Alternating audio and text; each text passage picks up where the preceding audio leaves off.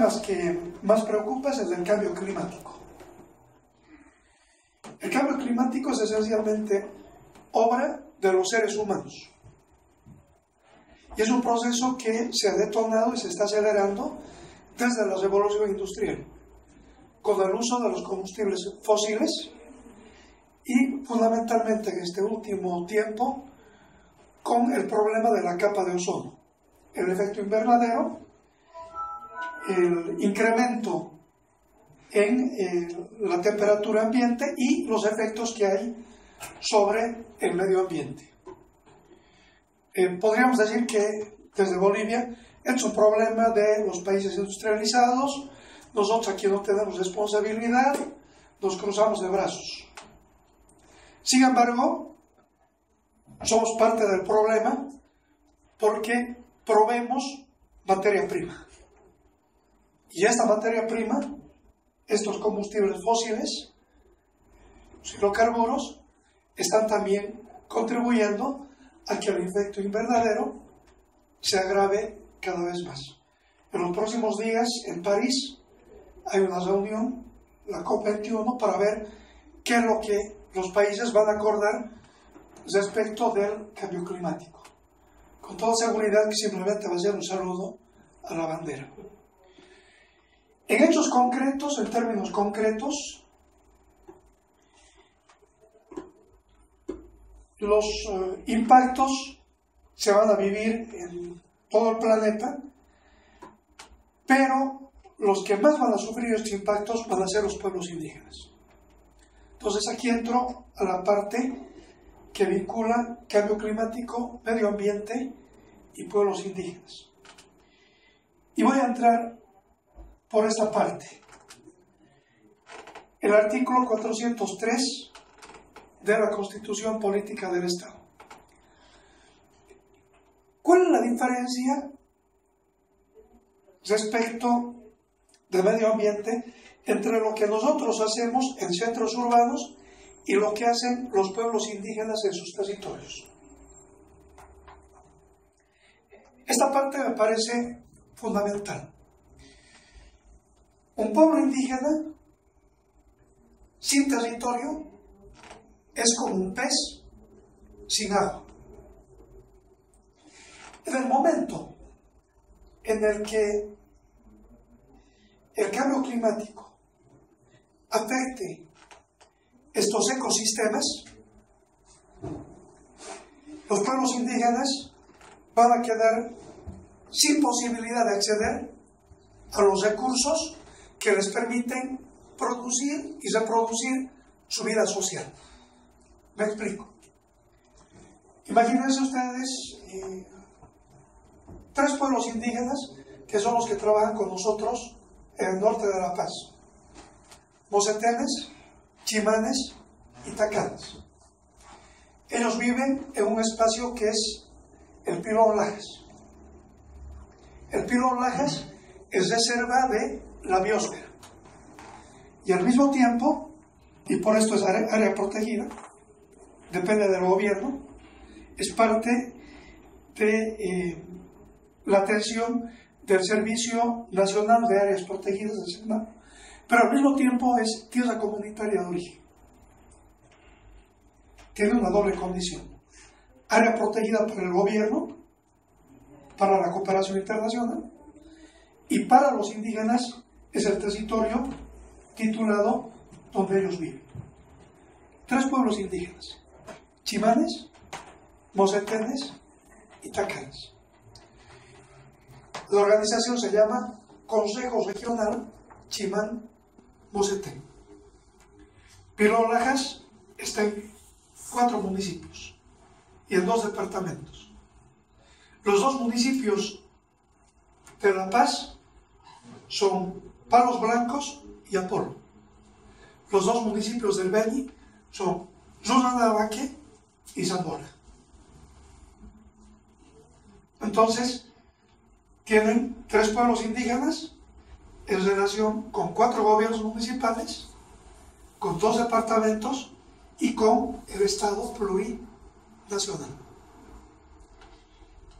Aquí hay un derecho entrado por el 403, este artículo es fundamental porque reconoce la integralidad del territorio indígena, originario y campesino, que incluye el derecho a la tierra, uso y aprovechamiento exclusivo de los recursos naturales renovables, y a la consulta previa informada y a la participación de los beneficios por la explotación de los recursos naturales no renovables que están en su territorio. La facultad de aplicar sus normas propias, administradas por sus estructuras de representación, y este tema es fundamental, y la definición de su desarrollo de acuerdo a sus criterios culturales y principios de convivencia armónica con la naturaleza. Los territorios indígenas, originarios y campesinos podrán estar compuestos por comunidades. Esto es discurso. En los hechos, nada de esto se cumple. Pilo Lajas, 23 comunidades. Parte de ellas a las que se accede solamente por río, vía fluvial. La otra parte por carretera. Para llegar hasta Quiquibay o hasta el Gredal, tienes que ir por el curso de agua 3-4 horas. La pregunta es, ¿el Estado boliviano sabe en qué condiciones viven estos pueblos indígenas? La respuesta es no. El único contacto que tienen es con el SEMA y con los gobiernos municipales. ¿Cuál es el programa de los gobiernos municipales? Que para efectos de planificación solamente toma en cuenta a las comunidades, no a la organización indígena como estructura. Y todos los instrumentos de planificación del Estado boliviano siguen siendo planos. Es una persona que vives en la ciudad, en un barrio, y tus necesidades son alumbrado público, son parques, postas sanitarias y escuelas. Este pueblo indígena que está en el Pilo Lajas, ¿qué tipo de necesidades tiene? Son necesidades diferentes. Porque estamos hablando de identidades culturales. Hay 3 identidades ahí: Tacana, Chimán, Mocete. Tacanas que están más relacionados con las otras civilizaciones y con el mercado. Viven de la agricultura y del comercio. Mocetenes que están en una situación intermedia. Fundamentalmente viven de la autosubsistencia, caza, pesca y algo de agricultura, y chimanes que tienen una relación más íntima con la naturaleza y más distante del mercado. El gobierno ahí por lo menos tiene varias acciones que están afectando derechos. Una de ellas tiene el proyecto del Bala. El Bala es un megaproyecto que está sobre el río Beni, en San Miguel del Bala. Es una hidroeléctrica, principalmente para generar energía eléctrica, es una represa, y va a terminar inundando parte del Manini, que está al frente del Pilo Lajas, y parte del Pilo Lajas, y con esto se van a tener que desplazar comunidades indígenas. Hoy mismo está una empresa italiana, la consultora italiana, haciendo un estudio. ¿Se ha informado algo a los pueblos indígenas? Nada. Entonces, no se ha cumplido con su derecho a la consulta. Entonces, se están afectando derechos. Se ha autorizado adicionalmente, con decreto supremo de este gobierno, el ingreso de las empresas petroleras a las 22 áreas protegidas. Una de las áreas protegidas es el Pilo Lajas. La autorización es a la Repsol y a Petrobras. ¿Se le ha informado algo al Consejo Regional Chimán-Mozente? Nada. Hay otra medida que también les está afectando porque el gobierno ha reducido, más bien autorizado el incremento de los contaminantes para las empresas petroleras en su actividad.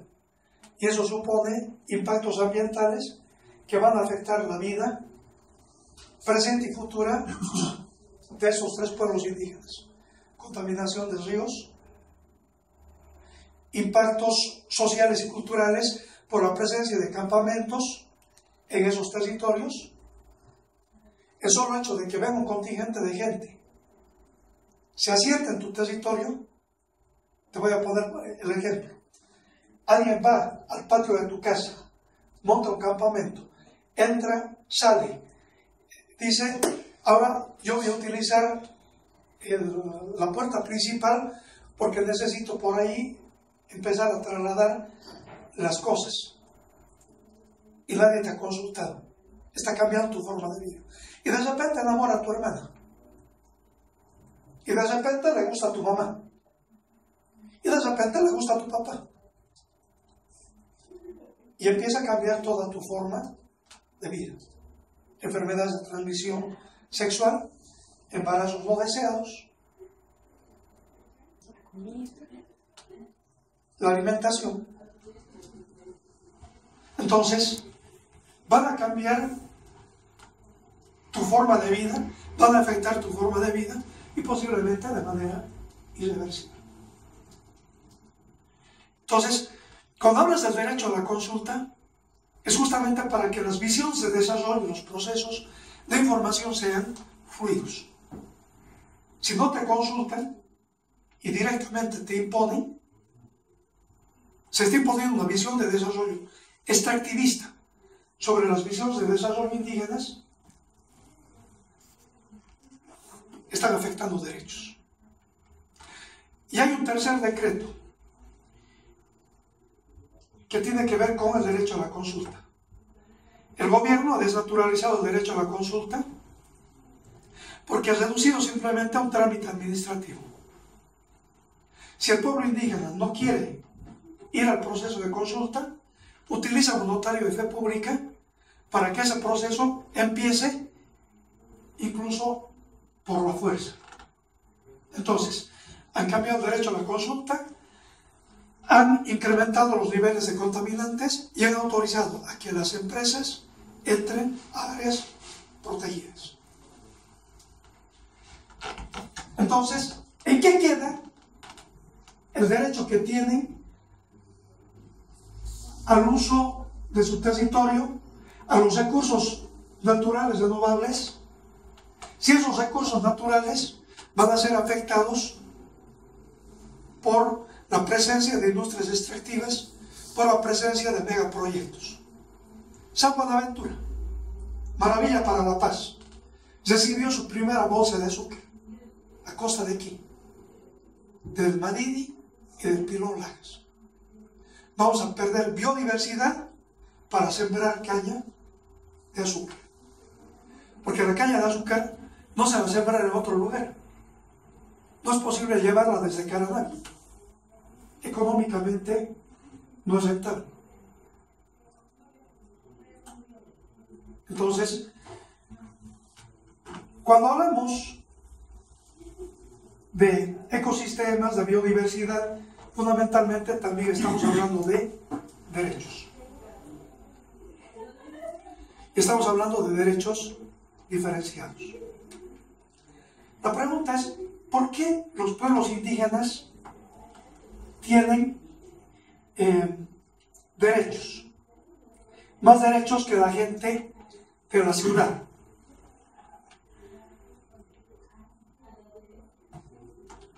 Y vamos a entrar al artículo 30, donde están todos los derechos de los pueblos indígenas. ¿Por qué todo este catálogo de derechos? ¿Y por qué estos derechos están en relación con convenios internacionales? ¿Por qué los países se comprometen a reconocer estos derechos diferenciados. Porque estamos hablando de poblaciones vulnerables. Este es un debate en el que estamos los bolivianos y en el que hemos entrado fundamentalmente en el periodo de la Asamblea Constituyente. ¿Por qué solamente derechos para los indios? ¿Qué de los mestizos que vivimos en la ciudad? ¿Qué de los otros? ¿De qué estamos hablando? En el caso de los pueblos indígenas, uno de los derechos es a la identidad cultural, creencias religiosas, espiritualidades, prácticas y costumbres y a su propia cosmovisión. El 7. A la protección de sus lugares sagrados. De eso estamos hablando. Lugares sagrados. Se está quemando, no sé si se ha logrado apagar entre ayer y hoy, el Cerro Brujo. Subiendo desde Sosúa por el río, hay dos sitios sagrados que están a las orillas del río Beni. Hay una serpiente de 7 cabezas, grabada en piedra. Esa serpiente de 7 cabezas es fabulosa porque está ahí sobre la roca. Te marca la posibilidad o la imposibilidad de navegar en el río. Cuando el río ha crecido mucho y cubre la serpiente de las 7 cabezas, no puedes navegar en el río porque se crea un remolino ahí y existe la posibilidad de que la embarcación naufrague y que los ocupantes mueran. Entonces tiene una razón de ser. Ese es un sitio sagrado. El otro sitio sagrado tiene la forma de la cabeza de un mono y se llama el Cerro Brujo. El Cerro Brujo es un sitio sagrado de los tacanes. Para subir al Cerro Brujo tienes que purificarte, no comer carne, no tener relaciones sexuales, durante varios días hacer ayuno y recién puedes subir al Cerro Brujo y hacer tus rituales. Como esos sitios sagrados hay muchos en los territorios indígenas. Luego voy a entrar a Totora muy brevemente para que hagamos una comparación entre tierras altas y tierras bajas. El Cerro Brujo, al Cerro Brujo le cae un rayo y desde hace 4 días está ardiendo, se han perdido muchas hectáreas. Los tacanes están muy preocupados porque creen que ellos no han estado defendiendo, no han estado realizando acciones para defender sus sitios sagrados. Y uno de ellos es el Cerro Brujo. ¿Qué están haciendo en Tel con los sitios sagrados? Ocurre que los sitios sagrados son centros de energía. Y en esos centros de energía están poniendo antenas. Es como si yo estuviera poniendo una antena en la catedral, en San Francisco o en la iglesia de San Pedro. Esas 3 iglesias también son sitios sagrados porque esas eran huacas andinas. O sea, no es casual que los católicos, los curas, cuando llegaron, hayan utilizado esos sitios sagrados para edificar sus templos. Esto es lo que la sociedad boliviana no entiende respecto del mundo indígena. Que parte de la identidad, parte de la gestión territorial, no solamente tiene que ver con la economía. La ocupación de los territorios indígenas, la gestión territorial, tiene que ver con los lugares para la pesca, lugares para la caza, lugares donde se trabaja con no maderables, lugares donde se puede hacer siembra para completar la dieta, pero fundamentalmente sitios sagrados, donde se cumplen los rituales de iniciación, por ejemplo en varones, a los 13 o 14 años antes de la iniciación sexual, y en el caso de las mujeres, con la menarca. por la primera menstruación. En el mundo indígena, los hombres pueden tener más de una mujer. Y en algunos casos, se permite que mujeres tengan más de un varón. No está mal visto. Son simplemente perspectivas distintas. Y en toda el área amazónica existen estas prácticas. ¿Qué ha hecho el Estado boliviano cuando aprueba el Código de Familias? Dice, la unión matrimonial es entre un hombre y una mujer. ¿Qué de la posibilidad y del hecho real de que existan otro tipo de familias? Lo que hace un momento Marta nos mostró. Posibilidad de una familia constituida por personas de un mismo sexo. Y la posibilidad de que personas de un mismo sexo pudiesen tener hijos propios o, en su caso, adoptados. O familias trans. ¿Por qué no? Todo este tema que está invisibilizado. Me parece importante aproximarles a ustedes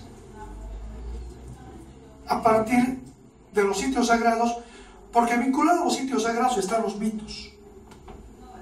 Y los mitos explican las relaciones interpersonales. Guanayek, me veía al sur. Los Guanayek dicen, cuando tú les dices cuál es tu territorio, digo Pilcomayo. Los Guanayek siembran, no siembran. A diferencia de los guaraní, los Guanayek no han domesticado la semilla. Pescan, cazan y recolectan. ¿Cuál es el mito que ellos tienen, el más importante? Ellos dicen, las mujeres bajaron del cielo. ¿Y cuál es su relación con las mujeres?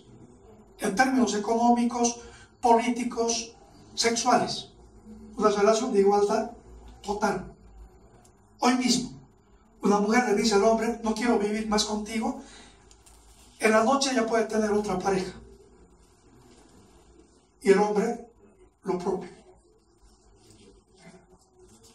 ¿Eso sería posible en una sociedad pacata como la nuestra? No. Esa mujer es una loca. Ese hombre es un loco. Entonces, todos estos temas de construcción de las identidades están prácticamente en la penumbra. Conocemos el mundo indígena mucho menos de lo que podríamos conocer respecto, por ejemplo, de Roma o de Grecia. Los indígenas siguen siendo los invisibles, a pesar de que la Constitución transversaliza el tema de los derechos y que los refiere a lo largo y a lo ancho del texto constitucional. Pero en la práctica, para el caso del Pío Lajas, hay un tema verdaderamente grave. ¿Y cuál es? Y lo tengo que decir. El tema fundamental en el caso del... no lo encuentro aquí, el plan de desarrollo del Pío Lajas y el plan de vida. Ha sido una imposición gringa. El gobierno boliviano de la época, entre el 2004 y el 2007, ha contratado consultores internacionales.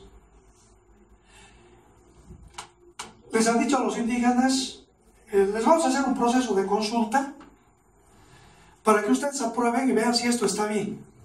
Los han llevado a talleres, han firmado, el gobierno ha aprobado en 2007 este plan de gestión del territorio, este plan de... porque está vinculado el plan de vida de los indígenas que corresponde a la TCO con el plan de gestión territorial del Pío Lajas. que corresponde a la reserva de la biosfera. Es un solo documento. ¿Qué dice el documento? Es conservacionista. Los indígenas tienen que rezar y tienen que mirar.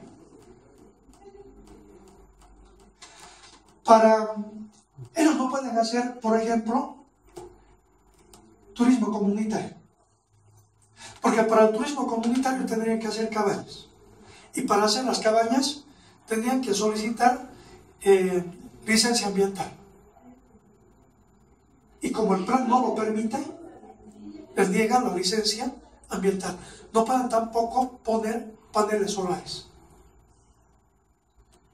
Entonces, están trabajando para que el gobierno se abra al diálogo con ellos y se apruebe otro plan para el Pilo Lajes. Entonces, este gobierno, en 2007, aprueba ese plan que es absolutamente conservacionista.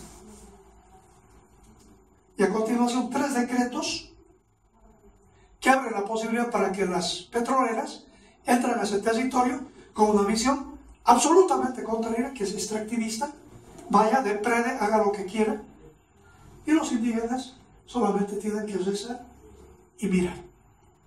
¿Qué es lo que está ocurriendo en este mismo momento con las 23 comunidades del Pilo Lajes? Que como no pueden crecer, se ven en la necesidad de salir de su propio territorio y están migrando. Entonces, uno de los temas que me parece importante visualizar es el tema de visiones de desarrollo, de identidades culturales, pero no solamente como indígenas portadores de cultura, eso se queda a veces en el folclore, sino fundamentalmente como sujetos de derechos. Sujetos de derechos a los que el gobierno tiene que atender de una manera diferenciada respecto de la atención que hay con la gente que vivimos en áreas urbanas. ¿Qué es lo que se podría desarrollar? El Pilo Lajes es un lugar muy poco conocido. Podríamos visualizar, por ejemplo, las identidades a partir de las actividades económicas, a partir de los mitos, a partir de los sitios sagrados, pero fundamentalmente de las necesidades reales y materiales que tienen hoy estos 3 pueblos indígenas como indígenas que viven en el siglo XXI. No digo que en todo el Pilo Lajes se tenga que poner internet. No digo. Pero también tienen el derecho de acceder al internet. No tienen electricidad. Sencillamente porque no es posible poner el tendido eléctrico porque el plan no lo permite. No tienen paneles solares. Entonces, están obligados a vivir como indígenas del siglo XV. Porque justamente tienen este tipo de impedimentos. Rápidamente voy a hablar de Totora, que es el otro lado. Totora marca, donde también trabajamos con el Participa,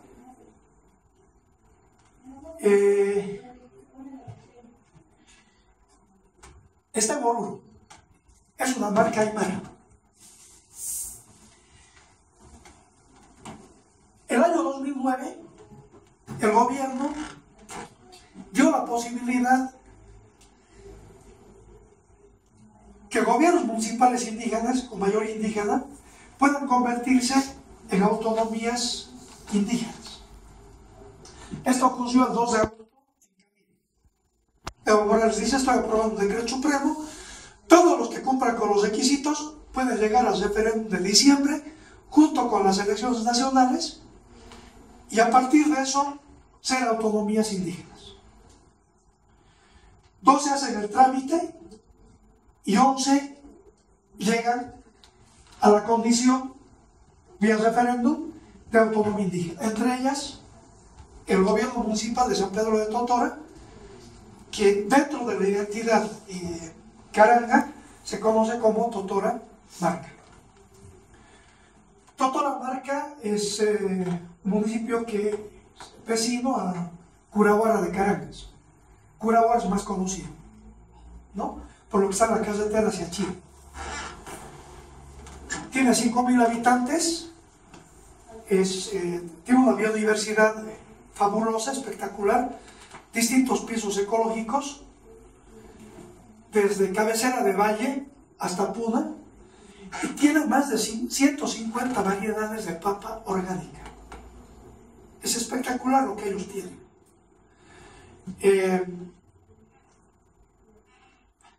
Camélidos, fundamentalmente llamas y alpacas, muy pocas ovejas y tienen algo de vacunos. Lo importante de Totora, y esto me parece esencial explicarlo, no hay nación aymara, no hay nación quechua. Esas son naciones culturales. Dentro de esas naciones culturales hay identidades y naciones políticas. En el caso de Totora, Totora es una de las 13 marcas carangas. El suyo, Caranga, Hacha Caranga, el Gran Caranga, la nación Caranga, es parte de la identidad aymara. O sea, cuando la Constitución habla de 36 idiomas, no está hablando de 36 naciones.